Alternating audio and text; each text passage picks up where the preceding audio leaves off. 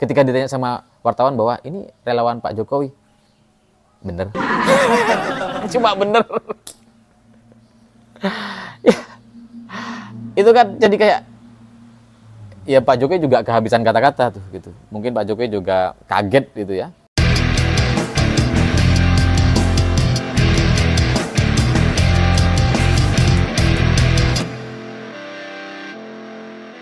Selamat sore semuanya. Hari ini akhirnya Noel ditunjukkan, dipamerkan oleh KPK ketika sudah menggunakan rompi orange. Dan wajah Noel jadi kayak, ya sama aja sih sebenarnya gitu ya, tapi sedikit tambah jelek lah. Apalagi ketika nangis. Ya, dan wartawan memang agak berlebihan sih gitu, karena ketika Noel itu muncul, itu para wartawan itu langsung ngejek-ngejekin gitu. Ya nangis, ya nangis. Padahal sebenarnya Noel tuh nggak mau nangis sebenarnya gitu. Tapi kalau dia sudah diejek-ejekin sama wartawan, jadi nangis beneran. Ya kasihan sebenarnya gitu kalau lihat Noel seperti sekarang ketika dia sudah pakai rompi orange dan kemudian nangis-nangis itu.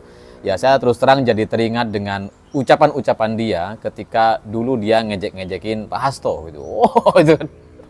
Pak Hasto ketika ditahan itu kan diejek-ejekin sama Noel gitu. Tapi sekarang ketika dia ditahan ternyata dia nangis gitu. Padahal dulu Pak Hasto ketika ditahan sama KPK ya biasa aja langsung gini. Wow, merdeka. Gitu. Tapi Noel.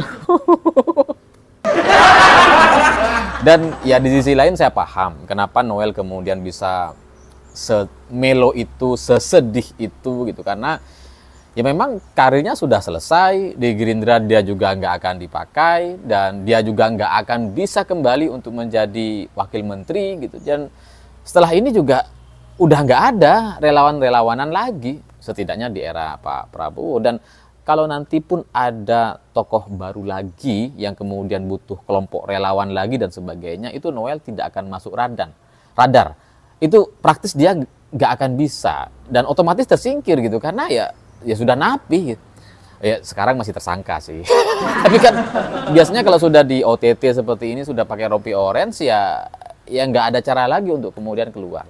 Itu pasti sudah nanti akan tersangka, ditahan dan divonis hukuman penjara, dan itu akan membuat Noel jadi selesai gitu.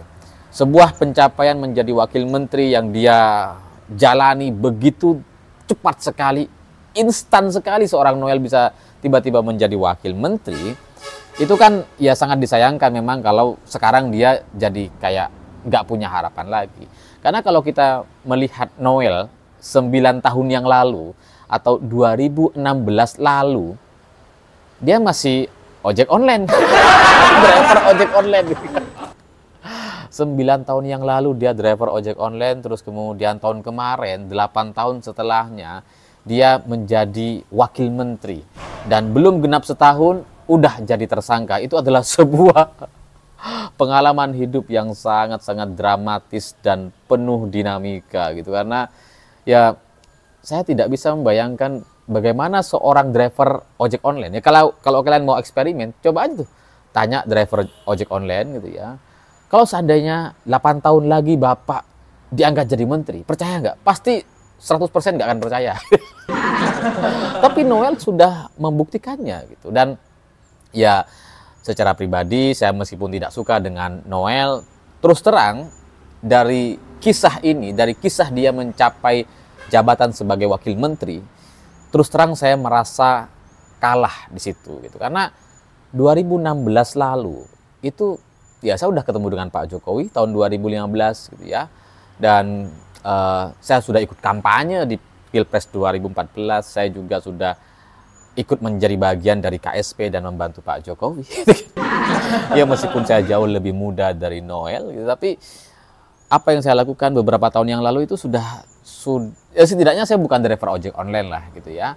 Tapi semua karir atau apa yang saya lakukan, ya apa yang saya kerjakan itu tidak berbuah manis, tidak bisa mencapai levelnya Noel yang langsung menyerobot menjadi wakil menteri. Itu kan ya dia anak baru tuh, gitu ya. Ketika saya sudah masuk dalam peta politik nasional, dia baru muncul sebagai kelompok relawan yang ya sebenarnya isinya dia-dia aja tuh kan.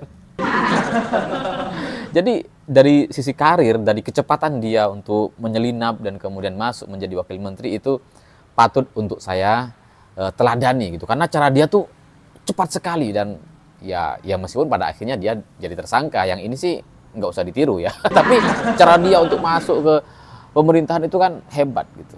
Sementara ada banyak orang, selain saya juga pasti banyak orang yang sebelumnya juga sudah ya berkarir, sudah apa ya, sudah bekerja untuk bangsa dan negara ini. Katakanlah seperti itu. Sudah ya ikut membantu banyak orang, ikut terlibat dalam politik, kampanye berkali-kali, tapi ya tidak seberuntung Noel gitu. Jadi ketika Noel hari ini menangis, saya bisa pahami gitu, saya bisa menyadari bahwa memang itu adalah sebuah kejadian yang akan membuat dia menyesal selama-lamanya gitu. Karena dia adalah orang yang sangat beruntung gitu. Dalam waktu cepat, instan, 8 tahun langsung jadi menteri. Dari yang ojek online tiba-tiba jadi wakil menteri. Itu kan ya tidak banyak orang yang bisa meniru dia gitu. Dan ya sebagai orang yang dulu pernah miskin ya, karena ojek online itu pasti miskin gitu ya, atau gabut, tapi Noel ini kayaknya miskin dia. Terus kemudian tiba-tiba dia punya kekayaan belasan miliar rupiah, puluhan miliar, terus kemudian mobilnya 15. Orang di mana-mana beli mobil tuh ya 2 gitu ya, paling-paling banyak tuh 3 lah kalau untuk operasional, dia 15. Raffi Ahmad kalah tuh sama Noel ya, meskipun jenis mobilnya sih masih bagusan punya Raffi gitu ya, tapi 15 dia beli. Jadi hanya dalam 8 tahun dia bisa punya 15 mobil, 7 moge. Itu emang luar biasa si Noel ini gitu. Jadi ya pencapaian ini memang itu patut untuk kita teladani, semangatnya, tapi ya jiwa korupsinya jangan gitu. Karena seharusnya ya dia bersyukur, seharusnya dia menyadari bahwa ketika 8 tahun yang lalu dia masih driver ojek online, kenapa kemudian sekarang tiba-tiba ya korupsi gitu. Padahal kan dengan kekayaan yang sebesar sekarang ini, sebenarnya nggak kaya pun kalau jadi wakil menteri itu kan sudah enak. Dapat pensiunan, keluarga terjamin, kesehatan hari tua terjamin. Ngapain masih korupsi sih gitu? Saya heran itu. Saya membayangkan gitu ya, kalau jadi wakil menteri itu miskin pun nggak apa-apa, malah akan menjadi kebanggaan kok sebenarnya gitu. Nggak punya apa-apa, kalau pensiunan wakil menteri itu kan ya terjamin sampai tua. Setidaknya kalau untuk urusan makan bisa makan lah gitu. Jadi Noel itu dia tidak menyadari semua pemberian dan karunia Tuhan yang sudah dilimpahkan kepadanya gitu ya. Dari yang awalnya dia cuma driver ojek online, dia lupa dengan dari mana dia berasal gitu. Karena kalau seandainya dia tidak korupsi, tidak beli barang mewah seperti sekarang ini, iya dia gajinya tetap akan lebih tinggi dibandingkan ojek online kan. Kenapa dia tidak berpikir ke arah sana gitu. Dan ya sekarang memang ada banyak orang tertawa, ada banyak wartawan yang ya gemes, jengkel sekali, dan ya mungkin beberapa kelompok orang ya tidak bisa kasihan kepada Noel karena ketawa semua. Banyak yang ketawa tuh. Padahal nggak boleh ya. Ini kan ibaratnya kan orang lagi kesusahan malah kalian tertawakan. Nggak boleh harusnya ya. Cuma kalau ketawa nggak apa-apa, dosa ditanggung masing-masing. Dan ketika Noel nangis sendirian gitu ya, ketika ditahan KPK gitu kan, Pak Jokowi sebagai orang yang merupakan sosok idolanya itu ya hanya tersenyum saja gitu. Jadi ini sebuah pemandangan yang sangat ya kontra sekali gitu ya, di mana Noel nangis-nangis, diketawain sama wartawan, Pak Jokowi senyum. Ketika ditanya sama wartawan bahwa ini relawan Pak Jokowi, bener. Cuma bener. Ya, itu kan jadi kayak ya Pak Jokowi juga kehabisan kata-kata tuh gitu. Mungkin Pak Jokowi juga kaget gitu ya. Karena baru kemarin kayaknya KPK fokus kepada Hasto. Kok sekarang fokus kepada relawan Jokowi? Jadi Pak Jokowi mau jawab apa Bener. Bener aja. Jadi ya senyuman Pak Jokowi kepada Noel yang sudah ditahan itu ya menjadi sebuah sebuah pelajaran bagi kita semua bahwa ya memang Pak Jokowi sudah bukan siapa-siapa.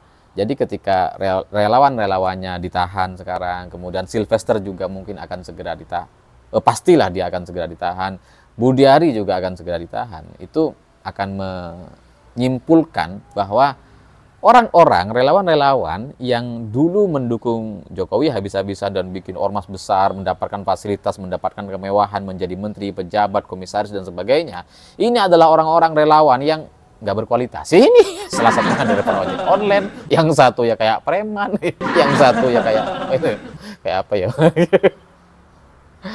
Ya, dan sementara selama ini Pak Jokowi kerap membiarkan relawan-relawan lain yang cerdas, yang berkualitas, yang punya jiwa kepemimpinan itu justru disingkirkan, justru itu tidak dipakai. Justru yang dipakai adalah orang-orang yang nggak berkualitas. Jadi kalau sekarang relawan-relawan Jokowi itu dicicil satu persatu, ya karena emang nggak berkualitas, mau gimana lagi gitu.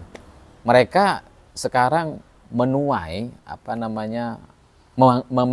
memanen dari semua yang mereka miliki selama ini dan menunjukkan kualitas aslinya.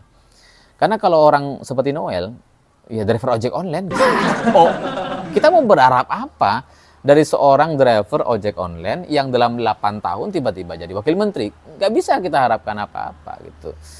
Jadi kualitasnya memang kualitas yang buruk-buruk tuh, dan kita jadi mengerti ternyata Pak Jokowi memang sukanya yang seperti itu. Nggak tahu ada alasan apa, jelas ini ada analisanya kenapa Jokowi lebih suka relawan yang bodoh-bodoh gitu ya, yang kualitasnya negatif atau buruk untuk kemudian dijadikan pejabat, komisaris dan sebagainya. Ya mungkin supaya Pak Jokowi jadi kelihatan lebih baik, lebih pintar gitu kan. Kalau yang relawan-relawannya yang cerdas-cerdas, yang bagus-bagus kayak Tom Lembong, wah, kalah pengaruh Jokowi kan, udah kalah ganteng, kalah hebat, kalah nada suaranya juga kalah berkarisma gitu ya. Jadi ya mungkin inilah hasil dari keputusan-keputusan yang buruk, negatif sekali di eranya Jokowi, dan ya kita sedikit lagi menunggu kabar selanjutnya terkait relawan-relawan yang lain untuk kemudian segera dibuatkan kelompok reuni di dalam penjara. Dan ini semua ada yang tanya ke saya apakah ini adalah bagian dari kemarahan rezim Prabowo Subianto, apakah ini perlawanan dan sebagainya. Saya terus terang belum bisa menjawab itu semua karena ya masih menunggu update-update selanjutnya. Tapi dari senyum Jokowi itu adalah senyum yang kecewa sekali nampaknya gitu. Jadi ya sekilas ini memang bagian dari menghabisi kelompok orang-orang yang dianggap pro dengan Jokowi. Dan itu menjadi sesuai dengan narasi yang sudah saya sampaikan sejak beberapa bulan yang lalu, dan saya mewanti-wanti teman-teman sekalian untuk bersikap yang benar di era sekarang ini. Karena selalu saya bilang lebih baik terlihat anti Jokowi dibandingkan pro Jokowi di era rezim Presiden Prabowo Subianto.